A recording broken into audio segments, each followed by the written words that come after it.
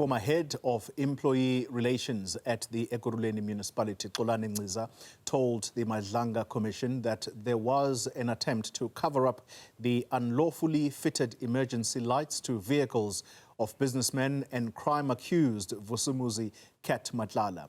The Commission was scrutinizing the Memorandum of Understanding letter from CAT VIP Protection Services to the municipality. Let's take you back to Pretoria now, and that's where the Madlanga has just wrapped up for the day. Watching developments for us, Veronica Makhoali, who joins us now live. Veronica, good evening to you. And so proceedings have come to an end today. What stands out for you, particularly about the influence of Cat Matlala to those that were part of this municipality, and who appears to be a key figure here, or should we call them the key enabler of all of this alleged wrongdoing?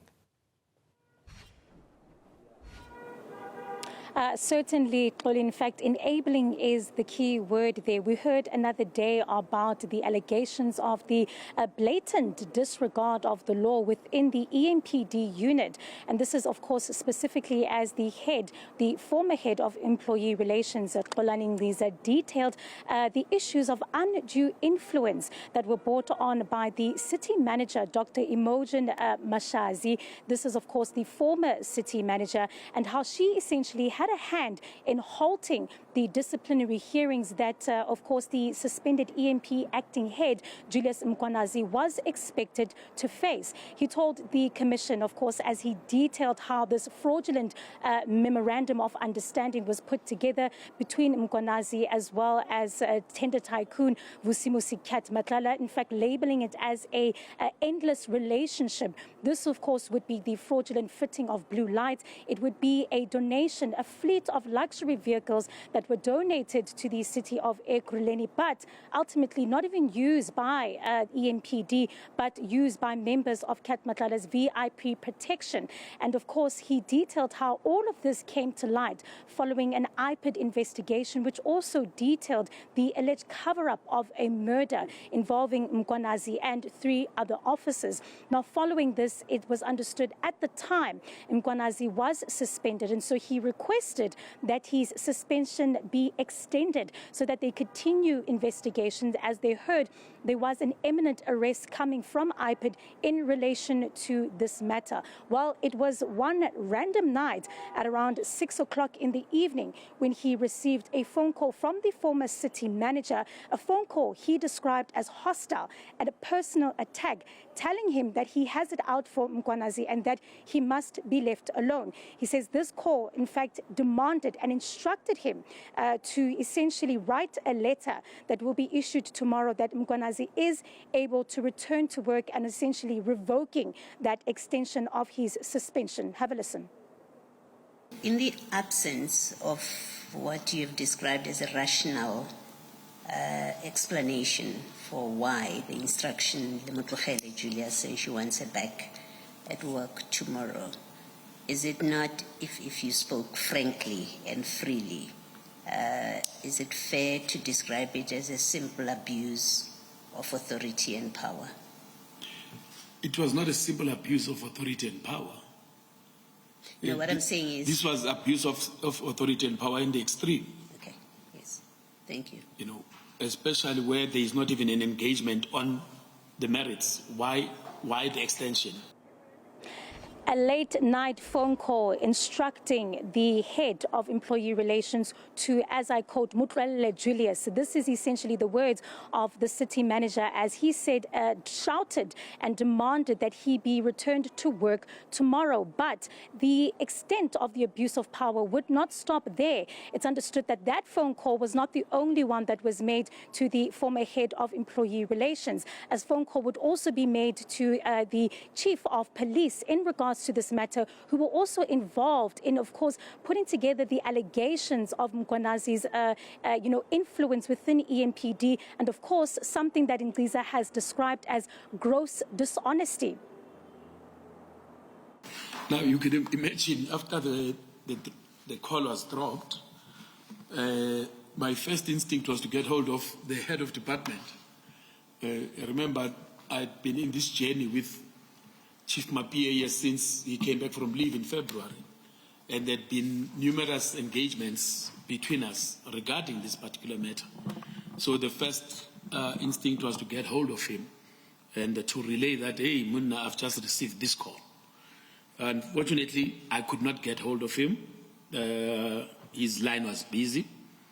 But then eventually he called me back and relayed that, hey, Munna, I've just received this call.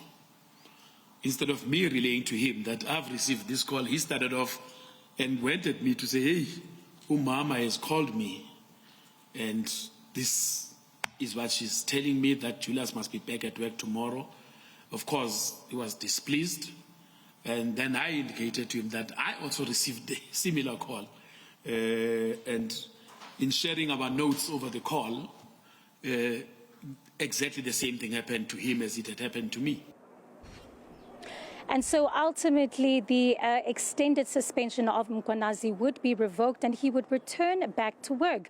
But Nciza says this, of course, did not stop him from trying to pursue disciplinary hearings against him. He said, while he may have been given that demand that Mkhwanazi must return to work, there was no instruction whatsoever that he cannot proceed with a disciplinary hearing against him. And so he set up that motion, going to a law firm to get a prosecutor to essentially start to investigate what was taking place in regards to the EMPD. This would involve, of course, the concealing of that murder and other various, things that have raised questions within that department. And so ultimately a charge sheet was drawn up from Mkhwanazi and other officers. And what had to take place was that this charge sheet had to be handed to Mkhwanazi, where he then had to sign it saying that he had received it for this disciplinary hearing to take place. But when he was tried to be given this charge sheet, it's understood that Mkhwanazi then said he would not be coming to sign it and that he would not accept it, ultimately halting this disciplinary hearing. And when, of course, Nciza asked why, it was understood once again that the city manager had a hand in this. Have a listen. The manager then came back. I think the final charge sheet was emailed to my office. It was just before 1. It was just before 1. Then he had called, or that he came back to me and reported that he had called Brigadier Mkhwanazi and indicated that he wants to make arrangements for the service of the charge sheet on him. However, Brigadier Mkhwanazi had informed him that he is not going to come. He's not going to meet with him, and he's not going to accept the charge sheet.